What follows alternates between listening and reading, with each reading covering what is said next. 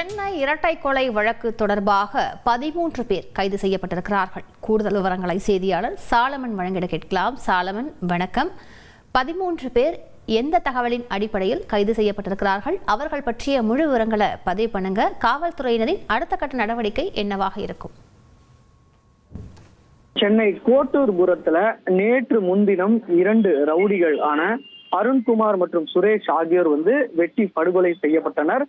குறிப்பாக இந்த கொலையை 8 நபர்கள் சம்பவ இடத்திற்கு செய்ததாக தெரிய வந்தது. இது தொடர்பாக கோட்டூர்புரம் போலீசார் வழக்கு பதிவு செய்து தனிப்படை அமைத்து தீவிரமாக தேடி வந்த நிலையில இந்த கொலையை அரங்கேற்றிய 8 நபர்கள் மற்றும் அவர்களுக்கு உறுதுணையாக செயல்பட்ட 5 நபர்கள் என மொத்தம் 13 நபர்களை தனிப்படை போலீசார் தற்போது கைது செய்திருப்பதாக தகவல் தெரிவித்தனர். குறிப்பாக கொலை செய்யப்பட்ட முக்கிய நபரான இந்த சுக்கு காப்பி சுரேஷ் என்பவரும் அவருடன் உறுதுணையாக இருந்த விக்னேஷ், சண்முகம், ஜீவன், ராசுகுத்தி ஆகிய 13 நபர்களை தனிப்படை போலீசார் தற்போது கைது செய்துள்ளனர்.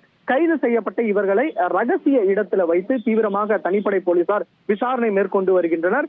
இந்த அருண்குமார் என்பவரோட காதலியை கொலை செய்த சுக்கு காப்பி சுரேஷை தொடர்ச்சியாக கொலை செய்வதற்காக திட்டமிட்டு இருந்த நிலையில சுக்கு காப்பி சுரேஷ் என்பவர் முந்திக்கொண்டு அருண்குமார் மற்றும் அவரது நண்பரான சுரேஷ் என்பவரை வெட்டி படுகொலை செய்திருப்பது தெரிய வந்திருக்கிறது.